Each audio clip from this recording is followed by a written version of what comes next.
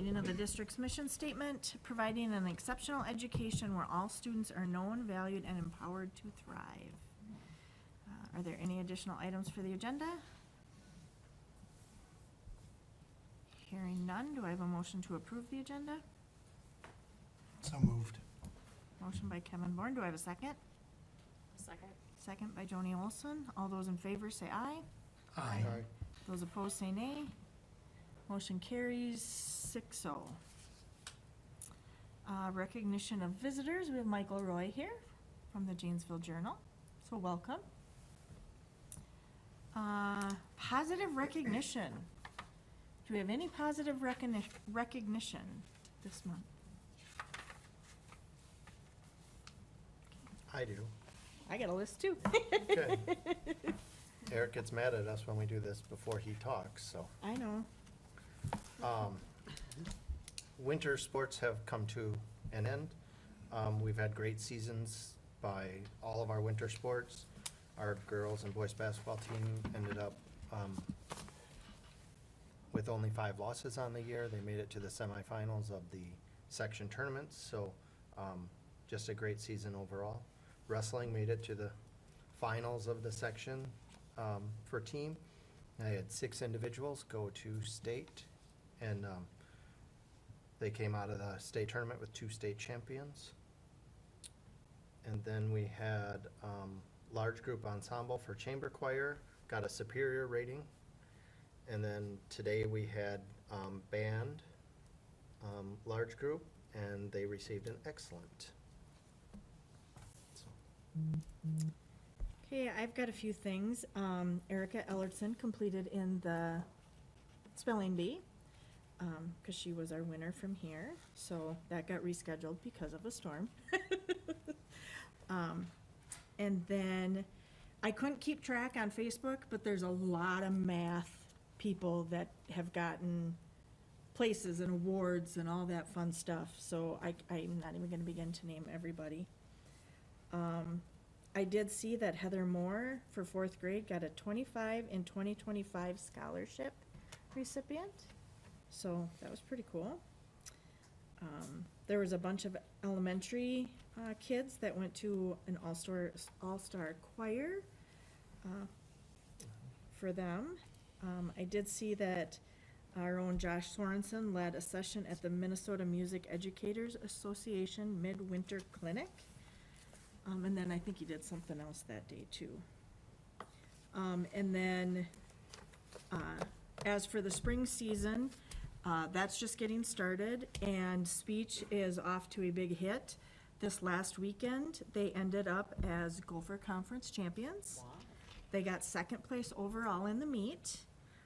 And then there are some individual Gopher Conference champs.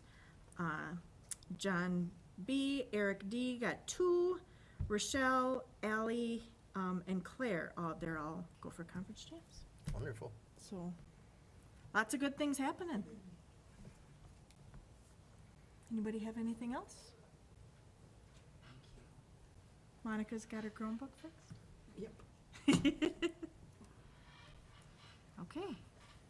Well, if nothing, then we will move on to the accepting donations, or all of our donations. So, the ones that I'm about to read, the nice long list, they all donated for the FFA donkey basketball that was held a month ago, something like that. So February 17th. Okay. So yes, a month ago. Exactly. So we have Hardware Hank of $50, Farm America of $50, Jay's Auto for $150, Arnold Power Washing $200, Dairy Queen $50, Brewed Awakenings $100, Infinity Catering $200, Midwest Pumping $200, McPherson Crop Management $200, CNS Supply $200, South Central Seed $100, Jason Androli $750, Wisties $100, and then Gidgets donated the t-shirts. So that was all for the FFA donkey basketball. So we have the Waseca Area Foundation, $1,000 for the, to go towards a yearbook camera. St. Paul Foundation of $4,709.87, the Joe Finley Family Scholarship, and the Bulldogs Backers, $2,000 for the Bulldog Backers Scholarship. So with that, do I have a motion to approve the donations with many thanks? I'll motion. Motion by Dave Wilson, do I have a second? Second. Second by Monica Erickson. Dave, Yes. Kevin, Yes. Monica, Yes. Katie, Yes. Joni, Yes. Sherry. Yes. Motion carries 6-0. So now we will go down to the reports and presentations with the student representatives report. I'll have to agree with Eric. It does kind of steal our thunder. Wow, tough to follow that. So yeah, just really positive endings to all our sports, and then great beginnings to the next season.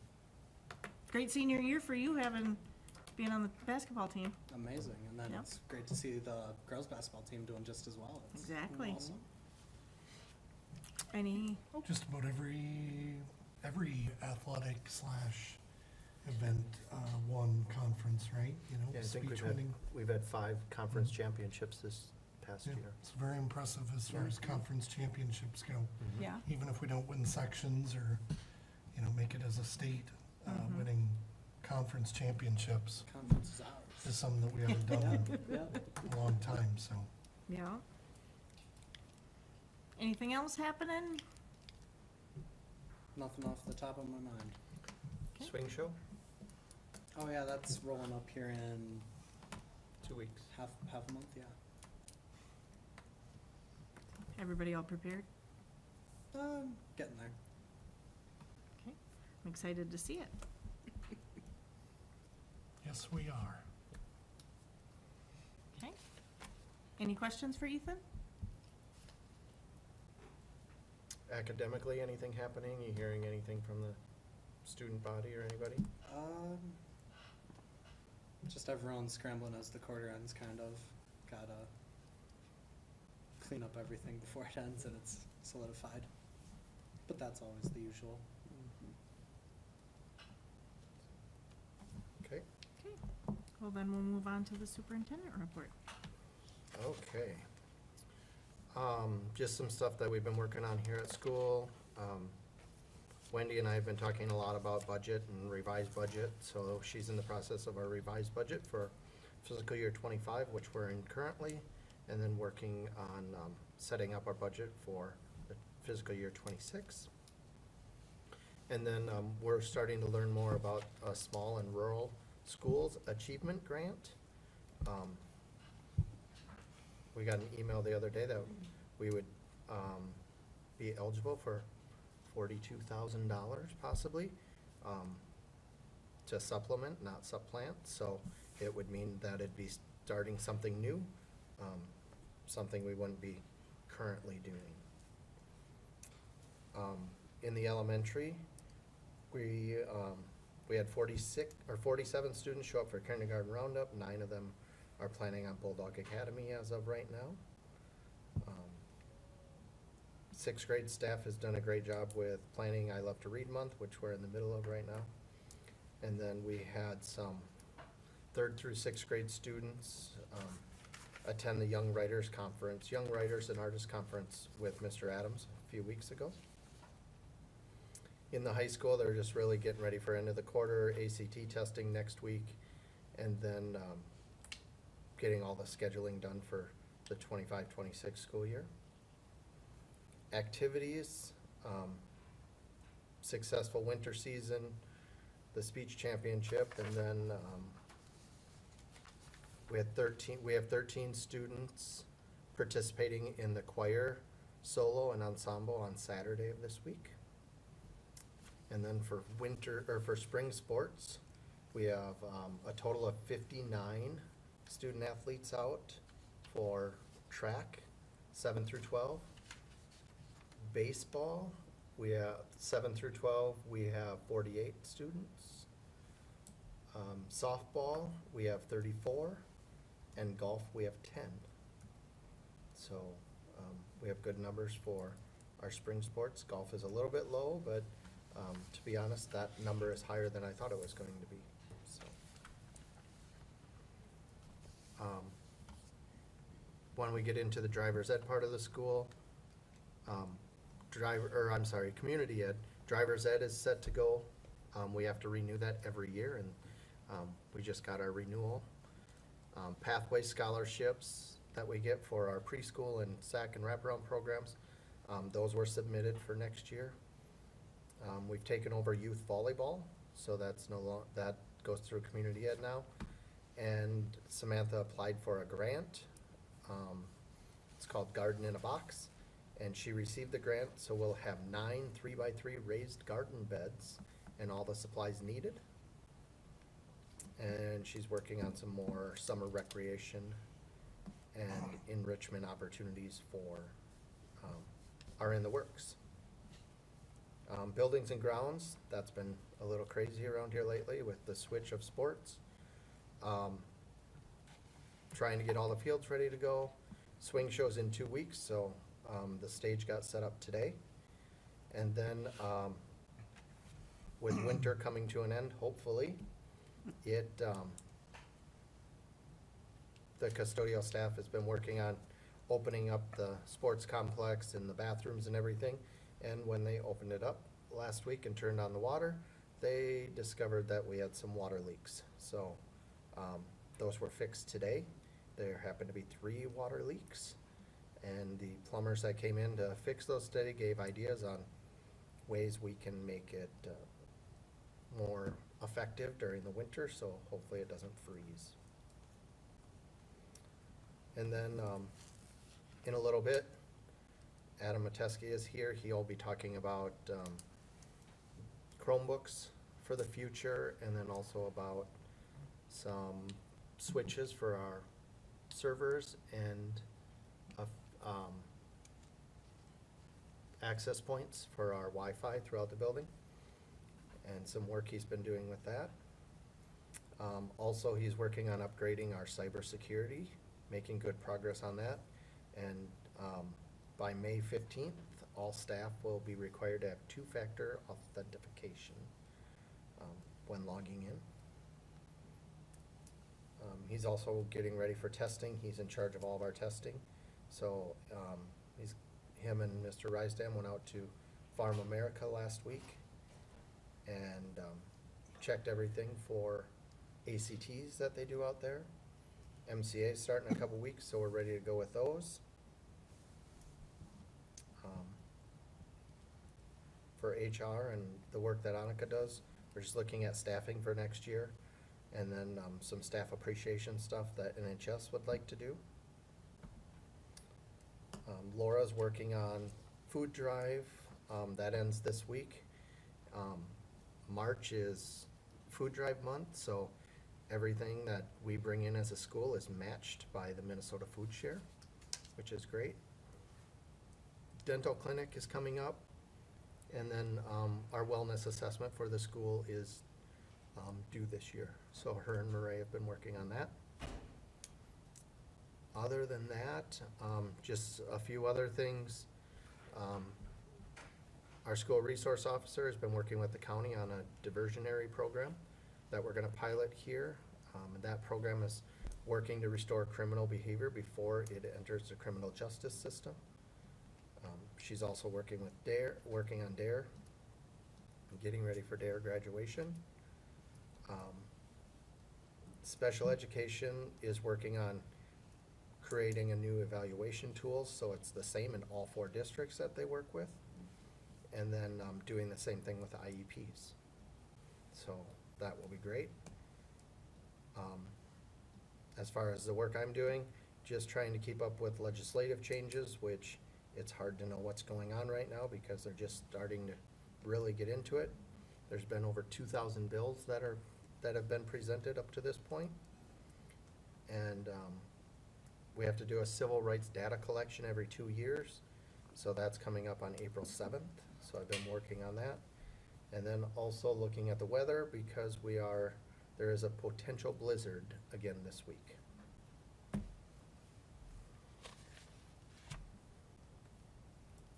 Any questions for me?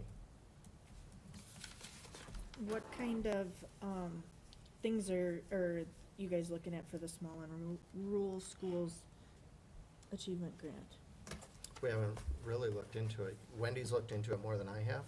However, we're just getting into it, and they're giving us a webinar to go through with them in the next week or two. Okay, so then after that, you get more ideas of what you'd wanna do?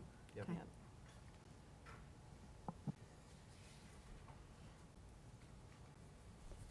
Anybody have any questions? All right. And we'll move on to budget information. And the treasurer's report.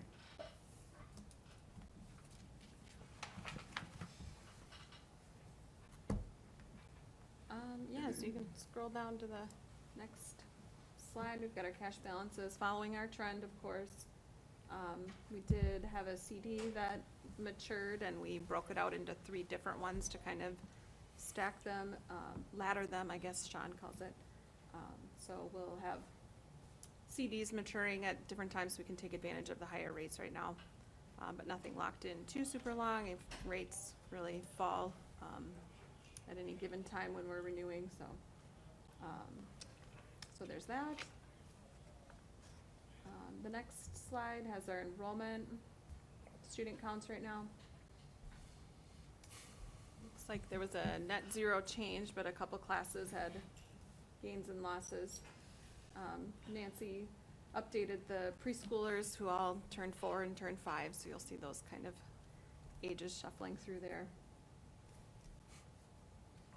And then for the financial update, I had a couple people ask about what kind of salaries are paid with different revenue streams. So I just put together some of the restricted funds that we have right now that we use to pay salaries. So these are all different federal or state aid or levy streams. Some of them are grants that we apply for. Some of them are just money that's given based on our student count. And so these are all different areas that, if we look at adjusting staff or things like that, anybody working in these areas and getting paid with these dollars will affect our revenue as well. So I don't know if I need to go through all of them. If anybody has any specific questions on any of these areas, I can certainly take them, or get in touch with me outside the meeting, or. So basically, you're saying if we would make a change in a position that's funded by something that's restricted that really has to go to that, it could be a net 0 for us, or even a cost increase. Absolutely. If you kept that position, Right, if right, you would lose the revenue stream if they're not doing that. exactly. So that's the thing that you're wanting to make sure we pay attention to, Right. before we cut something, Right. is right. understand how it's being paid for, because it may be not costing us what it seems. Exactly. Yep. Yeah. I would agree with that, and then I'd also say that we're also looking at ways to increase staffing, or different ways to pay for staffing. For example, writing in our high school interventionist into our ADSES grant, Mhm. so it will pay 60% of their salary rather than those positions, rather than 100% of it coming out of our general budget. Mhm. Right, right. Yep. And so this small rural schools grant that we're just hearing about might be one of these pieces too, where a portion of that could go towards intervention or media specialist or things like that, so.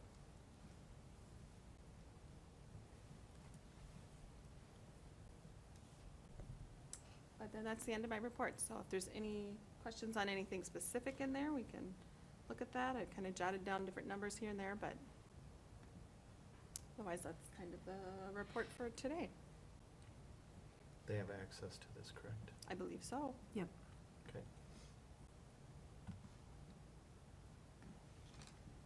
That was very helpful to understand the different pockets.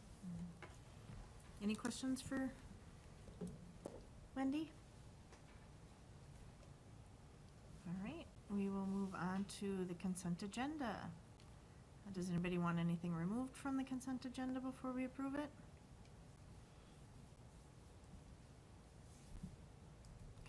Do I have a motion to approve the consent agenda? So moved.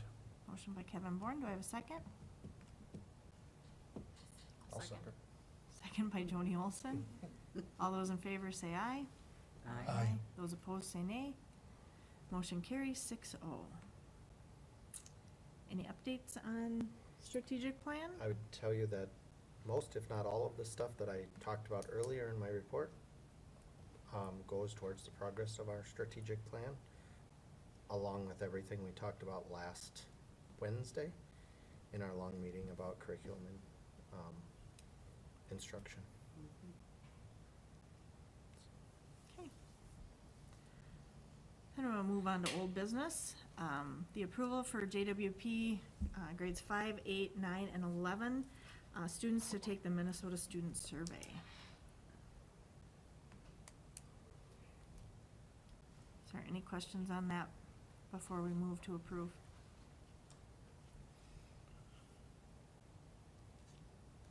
I'll just say, the reason I won't support it is I think the staff is doing a great job of uncovering and providing what's needed for the kids. My concern, as I shared on Wednesday, is just, we've got so many things going on with our strategic plan that if the students do not take the survey seriously, and I'm just gonna use an example, let's say, we have a number of students that think it would be funny to say, they don't feel safe at school, we're gonna have a hard time not putting resources and efforts to make the school safer, whether it's true or not. I reached out again to more people, a number of school board members from past, couldn't remember why they did or didn't support it, but they just shared some thoughts on that. Again, I think it's fine if we do it, but I won't be voting in favor of it. I just think we've got enough priorities. I don't want to defocus us from the things that we've got. And if a survey comes back with certain things, if you're not acting on them, you're turning a blind eye to a concern, or if it, because that'll then be public and people are looking through the data. And again, we haven't done it in the past. My concern is, that, so I wouldn't support it at this time. Jeremy, do you know why the counselors are pursuing that, or why they were hoping? Because it's information, good information for them. Their concern is if we're not asking the questions, who is Okay. or isn't? So the county's really pushing us to do it also, because it's more and better data for them. Mhm. And there is an opt-out option on it, so we send it out to families, and if they choose to opt out, they opt out, and every question, you can skip questions if you don't feel comfortable answering them also.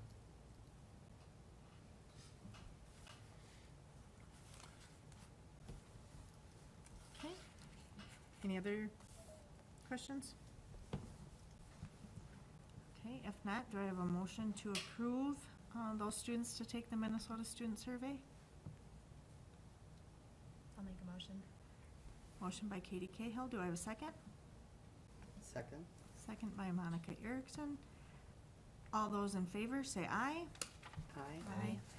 Those opposed say nay. Nay. Motion carries 5-1. Approval of the 25-28 Achievement Integration Grant. We talked about this last week. This is something we create every 3 years.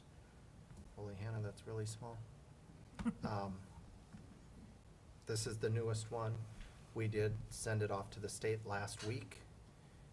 They gave some suggestions on a little bit of the wording that we used on it, and then we had to resubmit it last Friday. It was due Saturday. However, in talking with the state, they said once the board approves it, we just have to have signatures on it, and then we can send it back to the state, and it's a go. We receive right around $25,000 a year to do this work. I would make a motion to approve. Okay, motion by Kevin Bourne, do I have a second? I'll second. Second by Dave Olson. All those in favor say aye. Aye. Those opposed say nay. Motion carries 6-0. Oh, shoot, I just closed it. All right, on to new business Oh, that's the wrong thing. for Adam to come up and, Mr. Mateski, you're up. talk technology. The first thing we're talking is Access points. access points and switches. Sure. Okay, good evening. Good evening. They'll switch back on here. I might have done that my first day, so. Yeah, so I'm talking about switches and access points. We have a network infrastructure that is showing its age. Many of the equipment on the back end of our network, switches have been around for a number of years, access points as well.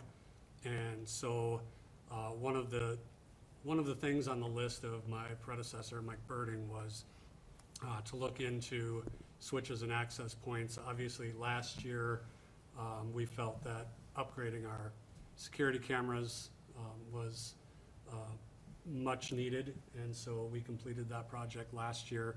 And so switches and access points became, I guess, my baby for this year, to look into and utilize the E-rate program, which is the federal discount for technology in schools. So I put out an application for switches and access points, and I received 6 bids to completely refresh our switches and access points. The primary purpose for doing this project will be to enhance our network security, so that, we've got up-to-date switches that will provide, a more robust infrastructure, as well as, I guess, more efficiency on the network side of things. We'll see faster speeds. I'm sure students would appreciate having, connectivity that allows them to get things faster in their classes. And so those are really the 2 things that I'm looking to accomplish with this project. And typically, in IT, switches and access points, the refresh happens about every 8 to 10 years for that kind of infrastructure. And we're kind of at that point where the current devices are actually ending support next year in 2026. So that's when Aruba HP will no longer put out patches for any of the equipment that we have. So now is probably a good time to do that. So like I mentioned, I did receive 6 bids, and in going through and evaluating those, I came to AirCore, which is located in Minneapolis. So they're a local company. They were actually the low bidder on this and will provide installation and configuration of these devices. So helping me to install, take down old access points and whatnot. So I'm looking for an approval.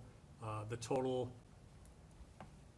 cost of the project would be about $123,000, but because the E-rate program covers 60% of that, we are only on the hook for 40%, which is just under $50,000 to completely refresh everything that connects us to the internet inside this building. So just curious, why not stick with Arubas? Why move away from Arubas? I mean, I'm pretty familiar with those versus Juniper. I'm just curious why they suggested Juniper over Arubas. Yeah, so over the last, I would say, year and a half, I have been connecting with many of the manufacturers to go through demonstrations of their products, to look at their web portals, things like that. Yep. And Aruba was one that I looked at again. Extreme Networks was another. Juniper Mist was a third, and then I also looked at Cisco Meraki. So those are kind of the top four that I looked at, and to be honest, I was blown away by the ease of the configuration portal for Juniper Mist, and which they recently got purchased by HP, so Right. they will be an HP product. But I like they connect it with AI, artificial intelligence. So Right. the Juniper Mist kind of works in the background to detect any issues that might be occurring. And I didn't see that feature in the other products that I demoed.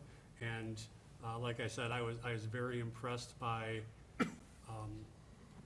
how easy it was for me, who's not really the IT backbone network infrastructure person. I mean, I can do it. I know enough to be dangerous. But for someone like me, or someone who doesn't quite have that full, knowledge, it seemed very easy to configure, and getting alerts that, say, hey, this device is having trouble connecting, here's what you can try, A, B, C, giving me a list of issues that it may be at the device level, maybe check this switch, it might be a bad cable, where, doing manual troubleshooting of that would take, hours, where, this does it for you, basically, to say, hey, check this, and this. So did you kind of decide on Juniper and then find a company that rep that, or? I they- did. I Okay. did. I was looking primarily at Juniper, but I did receive some bids. I did receive a bid for Aruba, so a comparable project, comparable equipment, and also Extreme. They put in a bid also. Okay. And what are you doing for switches?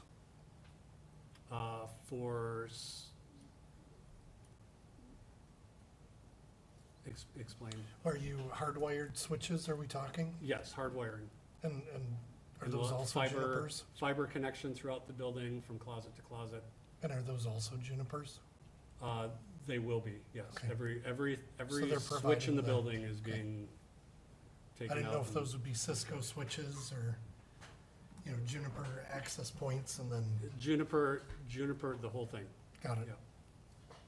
That way I can get the most out of the Juniper Mist AI. Got it. Yeah.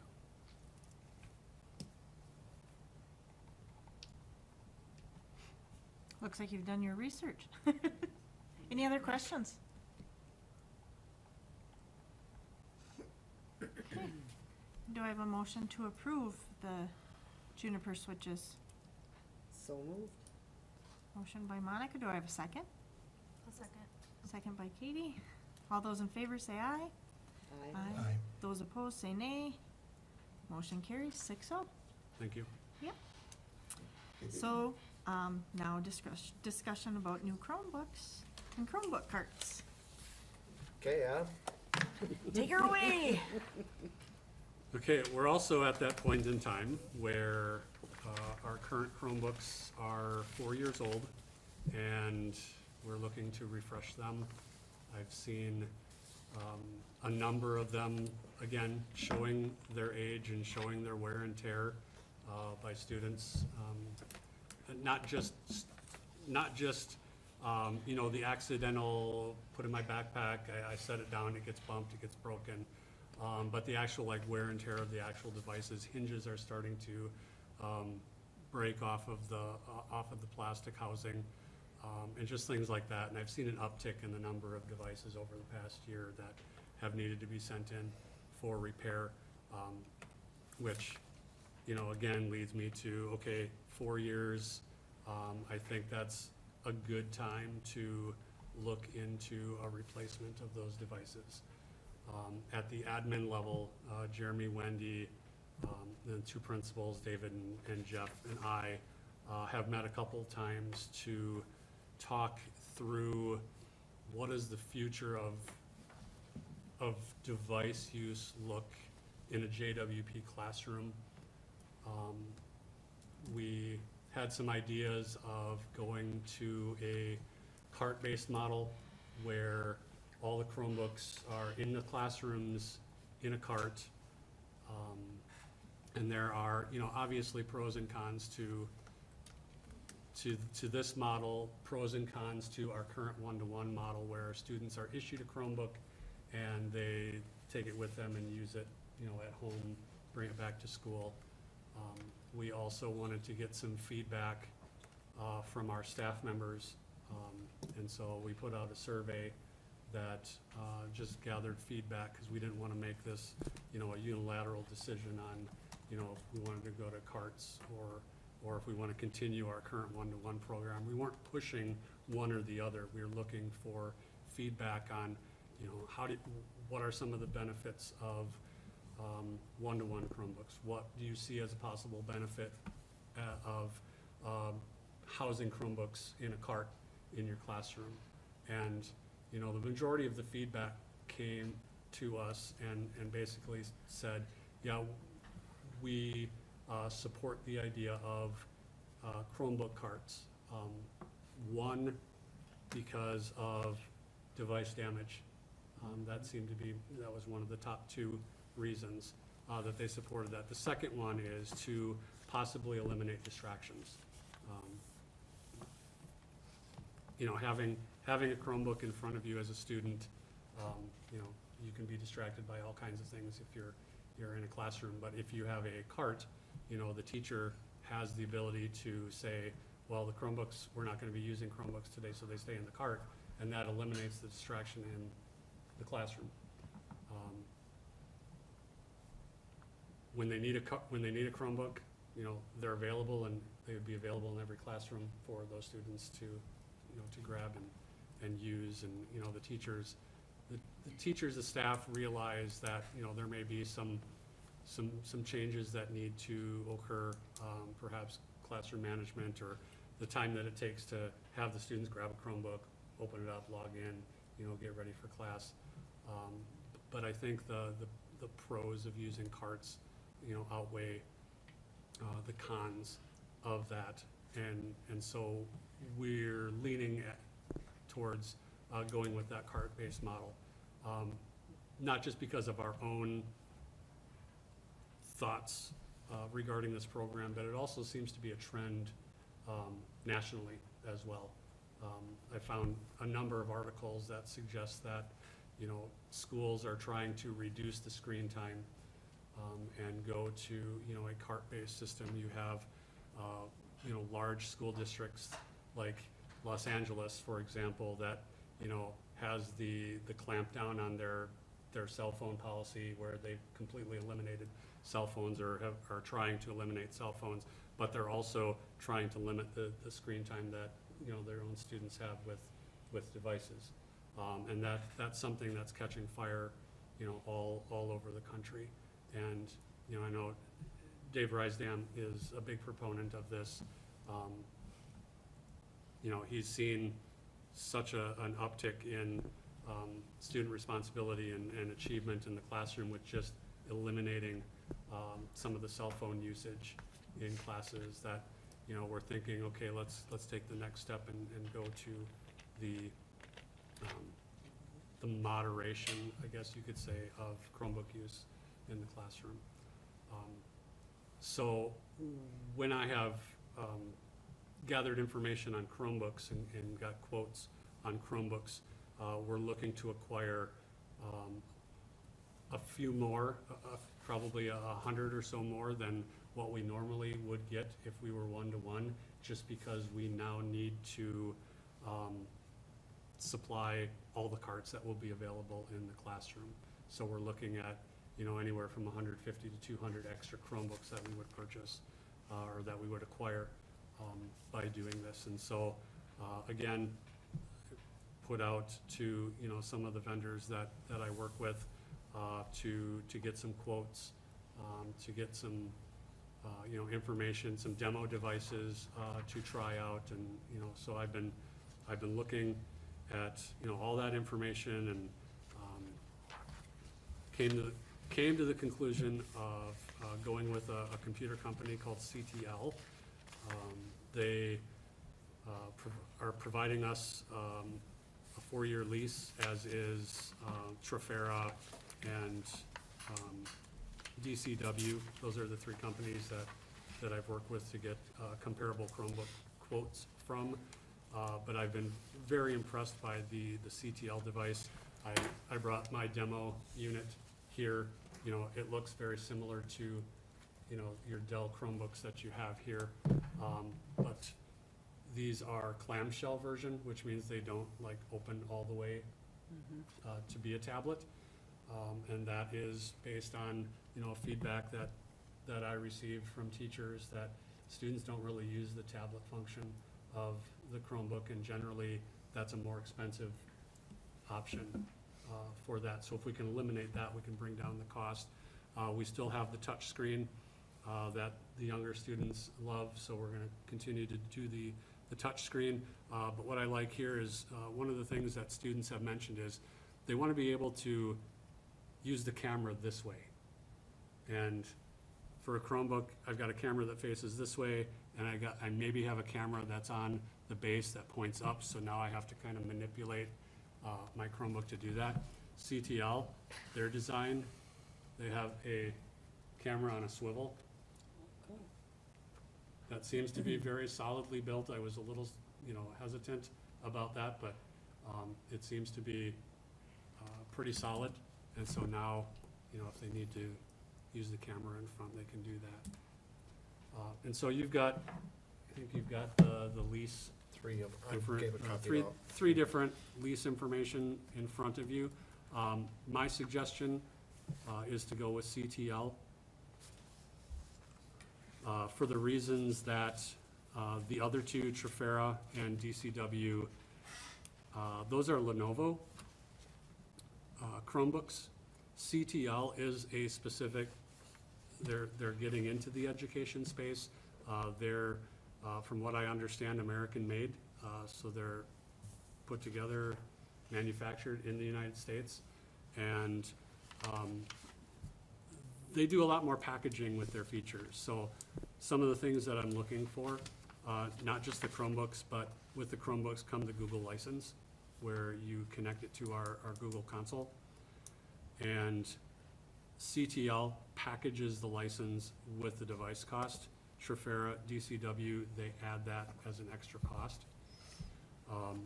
The third thing would be a warranty of some kind, accidental damage protection. In the past, we have utilized accidental damage protection. Something happens to a Chromebook, student brings it to me. If I cannot fix it, I will send it off for repair. That usually takes about 2 weeks, but that's part of our warranty. So for 4 years, that has been the practice of sending in the Chromebook, prepaid shipping, both ways. That's covered by the company, by the warranty. These 2 companies, Trafera and DCW, through Lenovo, they add that cost per device. So when you purchase the devices, you're also purchasing an extended warranty and accidental damage protection warranty for each device that you purchase. So in the event we're looking to purchase 960 Chromebooks, we would need to also purchase 960 accidental damage protection warranties per device. Granted, many of them don't utilize that at all during a 4-year term, but some of them do. CTL, they do it a little bit differently, which is what kind of caught my eye towards them. They don't do it per device, but they do what they call an action pack subscription. So you buy however many warranties in a group. So part of this quote is us getting 100 licenses for warranty right away. What that means is those aren't tied to devices. So the first 100 devices that come to me, I've already got covered. It's not specific towards a device. I can just use those. And it's lifetime of the device. Lenovo, on the other hand, you're paying for 4 years. After 4 years, guess what? Something happens on day 1 of, year 5, you're paying repair costs. With CTL, it's lifetime for that device. And then also, we can purchase packs of warranties at any time, and they will apply to those devices. So let's say 2 years down the road, I've used my 100 licenses, I can go out and buy another 100 licenses, and they're good for whatever devices I need from that point on. Even if we decide after, 4 years we'll be returning the devices, but if we would consider keeping the devices, those would go on beyond the 4 years. So I've been impressed with this. The fourth thing, because I said there were 4 things, the fourth thing I look for is zero-touch provisioning, which basically means before they come here, they're all ready to go. And CTL does that as part of the order process. So, we would order the devices. They normally will make that part of the device cost, and they'll get them ready, so they'll enroll them, they'll update them, and then they ship them here, and I take them out of the box, and they are ready to go right from that point. Whereas the other ones, they, charge extra for that.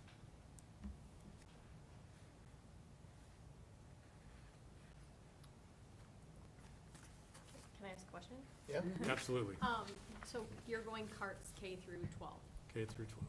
So would we get rid of flexible or e-learning days then? We wouldn't, if, like in this situation, we know there's a possibility, therefore, at the end of the day on Tuesday, they would just take a Chromebook from the cart with them.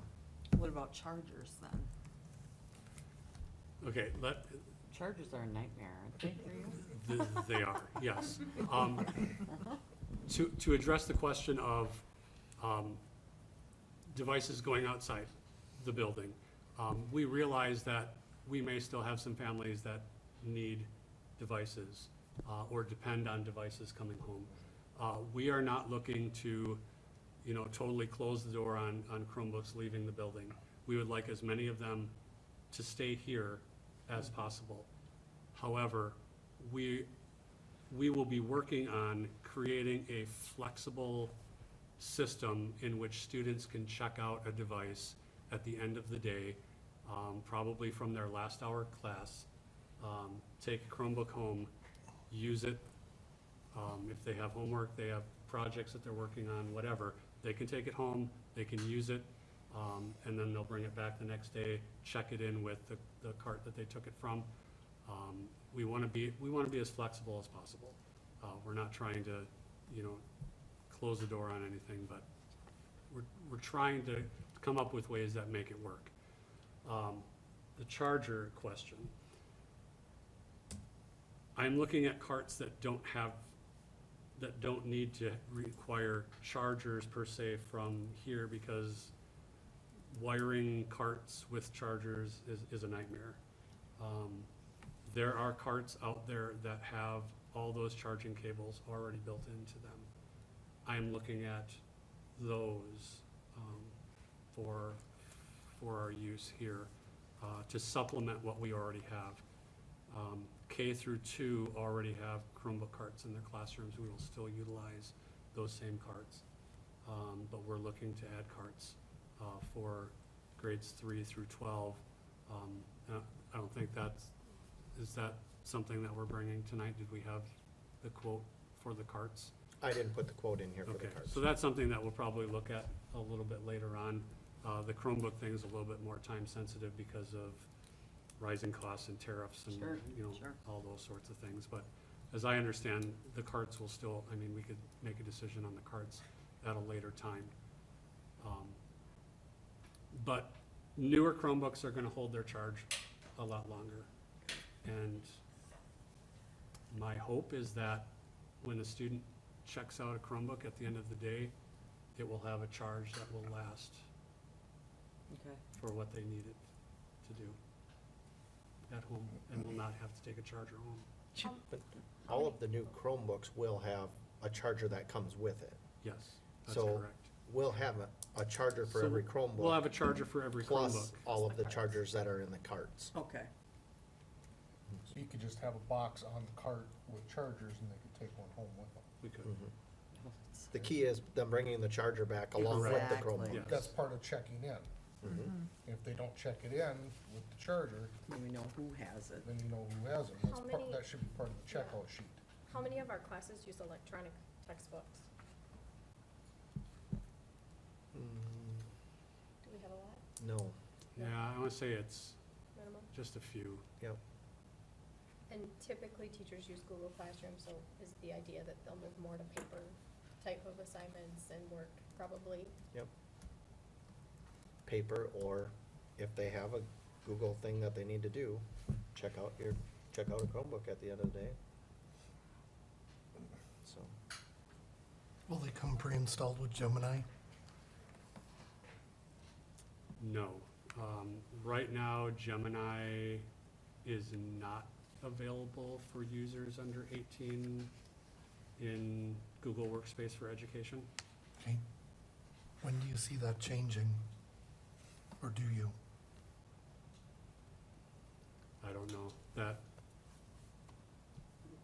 That landscape is constantly changing. Mhm.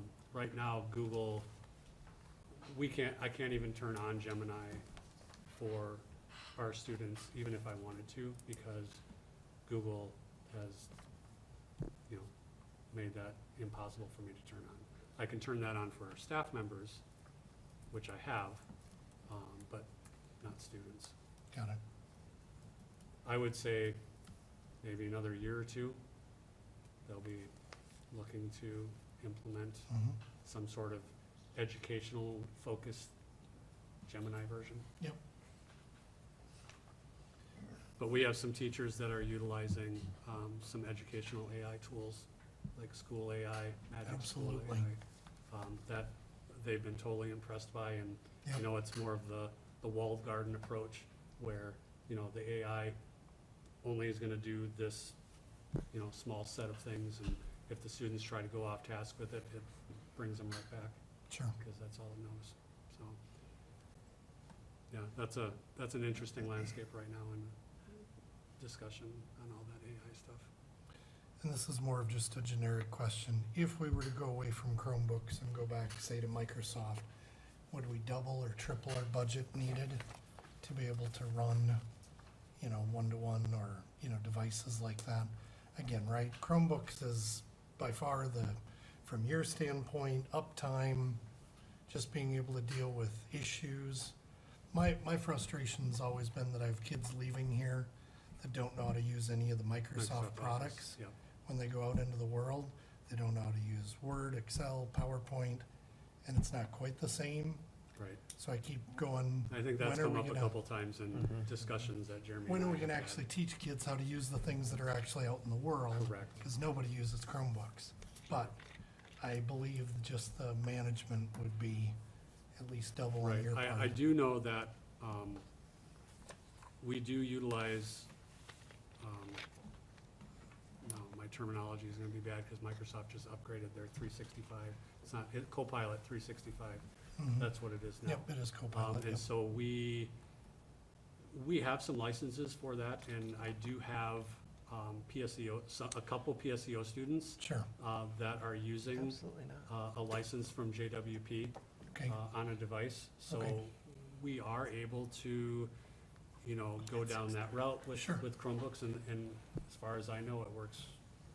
and if we works had a fine. business class of somebody that Correct. wanted to, we Yeah, could I mean, if we probably, wanted to, go even farther and, utilize some Windows laptops that we have and download those apps.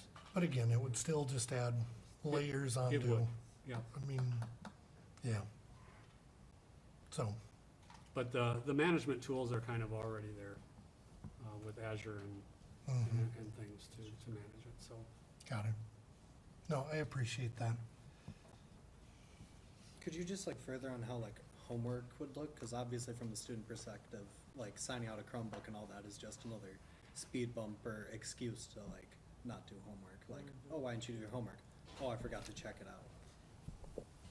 Right, yeah, and those are questions that we're continuing to have now, what is this model going to look like next year? Because, obviously, we still have time to work out the kinks, and yeah, there are gonna be some issues, I'm sure, that come up. But, I don't know. I guess I can't answer your question completely on that, because there are still a lot of unknowns as far as what this is actually going to look like. Students are able to use, other devices at home, and I know that there are, I don't wanna say many of them, but I know of some that don't use their school Chromebook at all. So if you just had a device at home, you could do everything the same. You could probably do everything the same. You can log into your Google account, you can access Google Classroom. Yeah, so you won't have to have Chromebook. Correct. You wouldn't necessarily have to have a Chromebook at home, because, all those many of those resources are available through our Google platform already. What about the parents or families that don't have access to another device at home? Then they check one out and take it home, right? Do they have an option of checking it out for the year then? Or would they have to check it Oh. out I mean, every if they day? have to check it out every night, and then they have to go to their last class right away in the morning, if you start Right. school at, 8:15 or whatever, and you get here at 8:12, you don't have a lot of time to go to your last classroom before you go to your first classroom. That's the other thing, so. Yeah, I appreciate the question. That is something also that we have had some discussion about, what does that look like for, family that may request a Chromebook. We're open. I wanna say that we wanna make this as flexible as possible, to make sure that everyone has a device and they've got access to a device if they need a device. So, I'm willing to go on a case-by-case basis. But I think you'd also hear us say, we too are excited about reducing screen time. Having a Chromebook in a classroom when it's really not needed, we've all seen what that can do. Yep. I mean, it's a total waste for everybody. So, I love your idea of the carts. It sounds like it's gonna be, and I'm sure there's other schools that have, I don't wanna say perfected, but have ways of doing it, but Right. I'm all for reducing screens when they're not providing value. So, I love that. I love the cards too, because so many kids come to school without their Chromebooks charged, so that would eliminate some of that. One question I do have is intentional abuse to Chromebooks, how that will look since it's not associated with just one student. They're taking and popping up the screens, pulling them apart, ripping out. There's a lot of that happens now, and they're kind of stuck with their beat up, damaged device. Right. That's something that we've talked about also, that I don't know if I have a solution to that right now. I guess there are thoughts that could go either way on that, where if, there's a Chromebook card in the classroom, this is where we're gonna need, buy-in and partnership with the classroom teachers to help us police those issues that might occur with a Chromebook.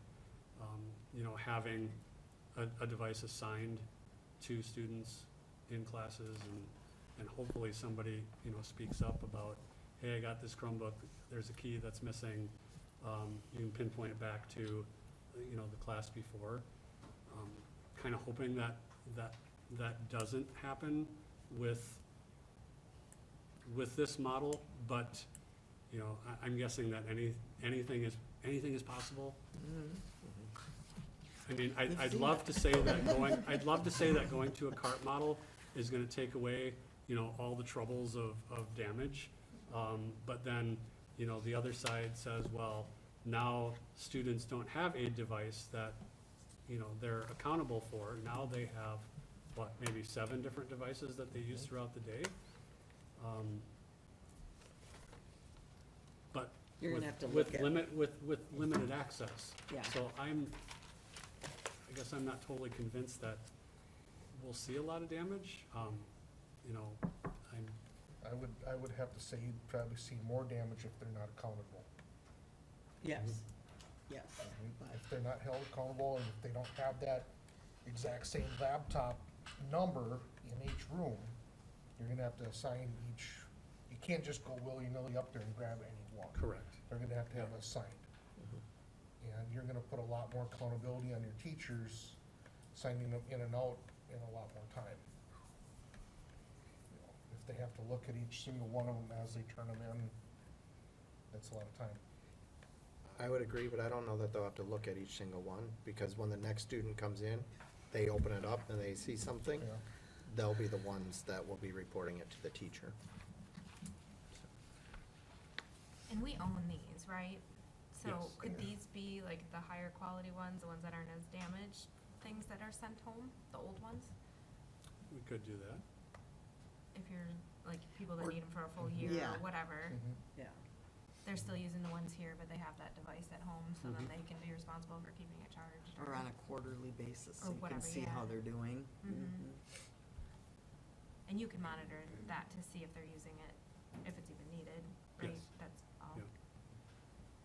But how many do you have to send in a year for repairing, for warranty? This is my second year here. Last year, I think it was in the neighborhood of 120-ish devices that I sent in. This year already, 2025, just in almost 3 months, I've sent in 42 devices. And many of those are the hinge issues Okay. with the weakened hinge, so, you know, with the opening and closing, that occurs many times. I like to think of it's gotta be a design flaw with how those hinges are attached to the base. You know, I like how the hinges are built on here. You know, I've opened it up, I've looked at it. I can't say for sure that, You wanna look at it first, Dave? Go right ahead. Could have stress tested. Yeah, right? yeah, I I can't am say for sure, like, specialized, so. over the course of 4 years, Yeah. you know, what's gonna you just don't know. So with the cart base, you said you need to purchase more. Would you, like, financial viewpoint, would you see that, like, evening out over the 4 years versus having to send in more for damage, the one-to-one? Possibly. Do you wanna see it? You know, I think with the model of warranty that we're getting, that we would be getting from CTL, as opposed to, you know, paying that extra money that we may not have needed, for many of the devices that haven't been broken, that haven't needed work done. I think there's some pretty good cost savings by buying more device. I'm like, you know, going to carts. You know, I would like to say that, again, that device repair will be less than what it's been. If you don't have the use of them, you'll get a lot less wear out of them. So you said this company is making them, you know, instead of the Lenovo or, you know, whatever. How long have they been in business, the CTO? 7 years, I wanna say. Okay. I like that it's made in America too. You That's know, what I liked about it. cause there isn't gonna be extra, I mean, yeah, they have to Costs import some, I some- mean, they have to import their chips and whatnot, but they're still being manufactured. you know, Are these all gonna be, have HDMI ports or USB ports and all that too? You know? USB ports, USB-C, and then, you know, if HDMI is needed, there are adapters Okay. that we have. All the classrooms, their Promethean boards allow for wireless screen sharing Sure. that teachers utilize, that the app is there for students to, you know, to present, they can wirelessly present on the board. Okay.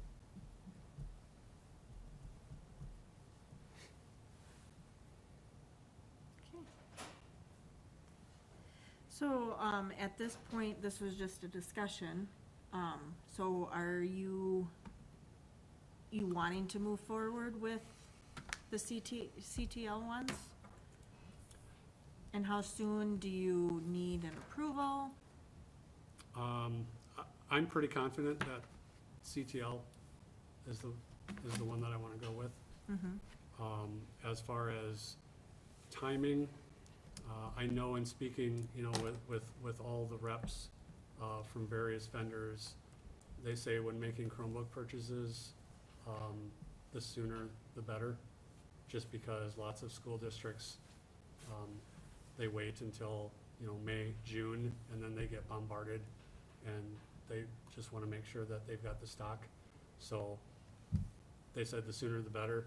If we, you know, if we could have a decision tonight, that would be fine, but I understand that, you know, maybe that's not the case, and we wait till next month, which should also be fine, you know, making a decision in April. Well, and I was looking at, this quote is valid until April 17th, and our next board meeting is April 21st. Correct. So, I don't have a problem with going ahead and making a motion. We have talked with the company, obviously, as recently as today. The billing and all of that would not come until after July 1st. Yeah. Okay. So it would be into next year's budget.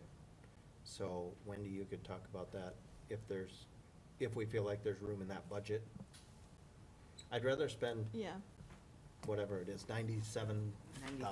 $93,000 a year, rather Right. than spend $350,000 or $400,000 in a lump sum. Mm-hmm. Yeah, because we did look at, you know, outright purchasing. Adam got a lot of quotes on that. There's also loan options where we would, at the end of the term, we would just own the Chromebooks. With this lease option, it was a little cheaper than the loan, and they'll take them back when the term is up. And then, as, you know, like you say, the lump sum at the beginning, that's a big chunk of money at one shot, where this helps spread it out. There was a dollar buyout on these, or there is not? There's no additional buyout cost rate with this lease. Was it, I think this lease was. This lease that's is all the- included, that they just take them back Yeah, at this the end lease of is the the, term. And we would not have them at that point, and no option to buy them either for, like I said, a dollar. they do have an option that's available. They did Yep. not quote us that because that's not really what we were looking for. Okay, In our discussion, we thought, okay, at the end of 4 years, if we have somebody already willing to take the devices back, then that's one less thing that we have to do, is try to, you know, find someone, some company to buy them back and go through that process. What if those kids that need them can have them? You know, the ones that we identify as needing one in their home, you know, there shouldn't be that many, is what I'm thinking. Do we have some that they? Like a family could purchase program. Right. I don't know if we would even be able to do that Or legally, even because we give have it to to, 'em. you can't gift it. We can with technology. Okay, we can. Yep, that is something we could, there's an exception with things like Chromebooks. But yeah, if we go through this lease option, we wouldn't have them to even gift, but, Okay. But the older ones, we would be able to, right? we do 'Cause have the those are- older ones, Those are all yep. Yeah, owned by us anyways. Mhm. the ones that we have are that are in good condition and still working, why not let them take them? Then we don't have to deal with checking them out, or, well, those families don't have to, but. That's an option, for sure. Mhm.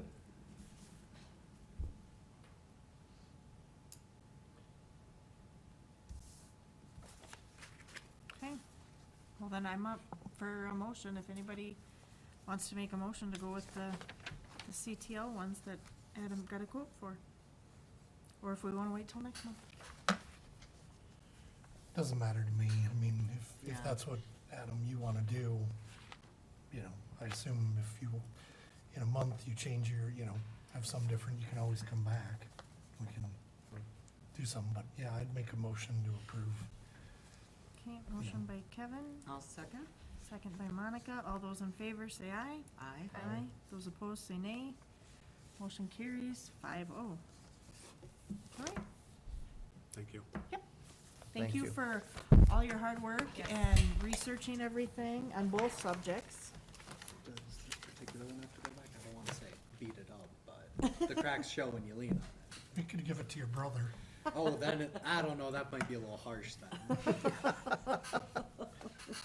Just like with what you said about the last ones, the hinges got like almost inherent foam, so it might be helpful to find it in this one before you get a couple hundred of them. No, correct, but the hinge stuff usually doesn't show itself for, I mean. Right after the you- warranty is You up. wanna, Yeah.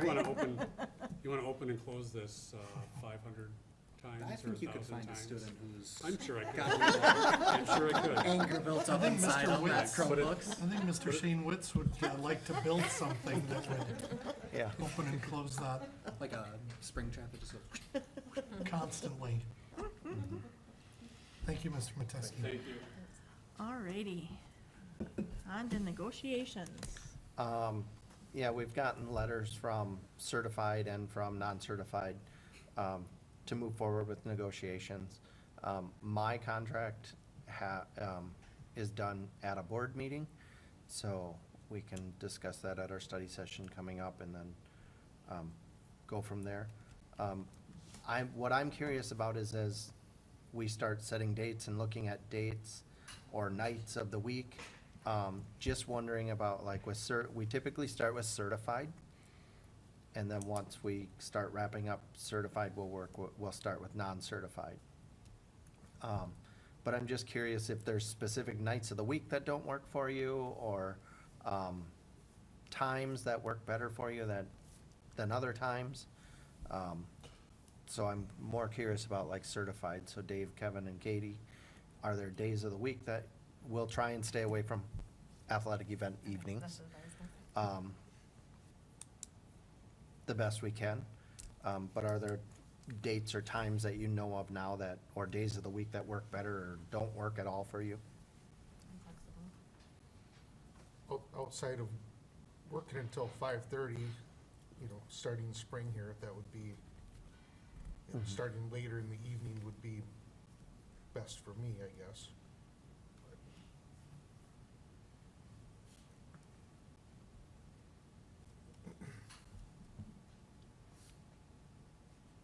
Okay, Outside of days of the week, I don't really have anything specific outside of sports or athletics or that route, yeah. okay.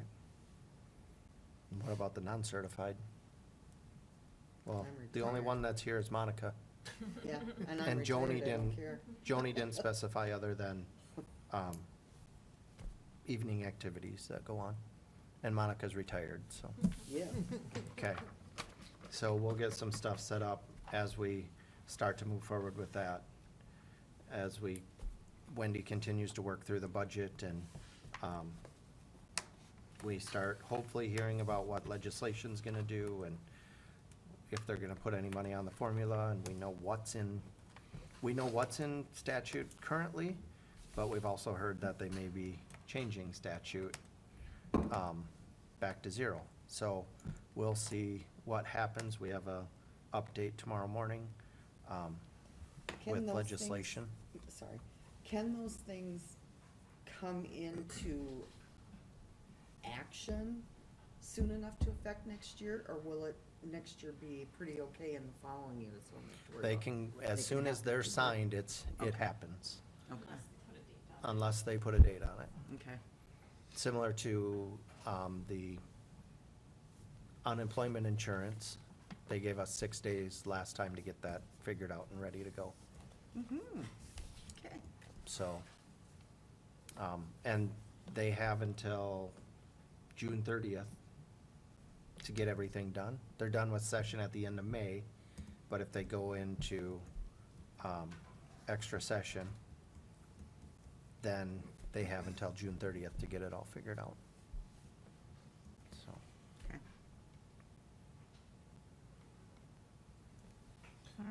Would there be any value to a subcommittee working with you on contract negotiations for yours, similar to certified? Or just working at the board level is just fine? I mean, we had talked about potentially using a group. Using the certified group? Yep, and then bringing something forward to the entire board. Did you have any thoughts on that? No, I don't have an issue with that. Let me do some checking on it, because if I remember right, and I tried to call Terry Morrow about it today. If I remember right, it's supposed to be done with the whole board. However, I do know there's other school districts that do it as a subcommittee, and then they bring it to the board. Yeah, because So- obviously we can't make any decisions as a. Right, Mhm. right, but let me do some work with, or, let me get a hold of Terry Morrow this week. And then I can reach out to those 3 board members if we can get together. And we can start working through mine and talking about or the other ones too.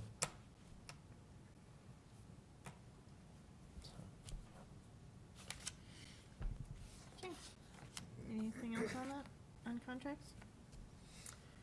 Okay, our upcoming meetings, April 7th is a study session with, including finance and operations presentation. April 21st is our regular meeting.